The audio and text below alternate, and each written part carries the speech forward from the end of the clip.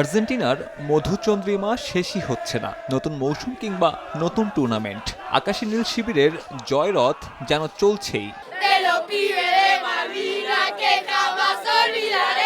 Defending চ্যাম্পিয়নরা Copa America mission শুরু করেছে দারুণ এক জয় দিয়ে।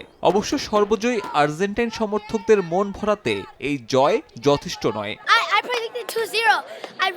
I was watching this game. There were so many chances, and then finally it came really late. The second goal, I was going crazy. I was so happy. And whenever they had a chance, it was a bit bittersweet because I already had my 2-0 prediction and I didn't want to lose it. But also I was still cheering for Argentina, and I wanted them to score goals. অবশ্যই আমরা ফাইনালে যাচ্ছি। আমরা Argentine team, বিশ্বের সেরা দল, এবং আমরা সবকিছু জিতবো। স্কোর লাইন সন্তোষজনক না হলেও মেসিদের কাছ থেকে দেখে উচ্ছ্বসিত আলবিসেলেস্তে সমর্থকরা। শিরোপা ধরে রাখার ব্যাপারেও আত্মবিশ্বাসী অনেকেই। মেসির খেলা দেখা বরাবরই আনন্দের।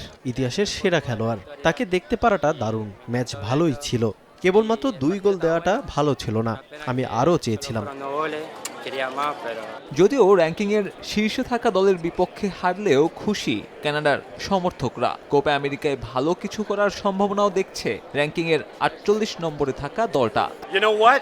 Disappointed with the result, but excited we could hold the World Cup champions to 2-0. 1-0, 85 minutes in. We're here. Canada, be afraid of us. Canada had the better chances, but Argentina just found the back of the net, and they were way more effective in the chances that they did have. So I've got to say, Argentina took it, but Canada really won it in my heart. Group এতে এই দুই দলের সঙ্গী Peru আর chilli. আগামী 26 June নিজেদের দ্বিতীয় ম্যাচে চিলির বিপক্ষে নামবে আকাশী নীল শিবির। সাব্বির মিথুন, সময় সংবাদ।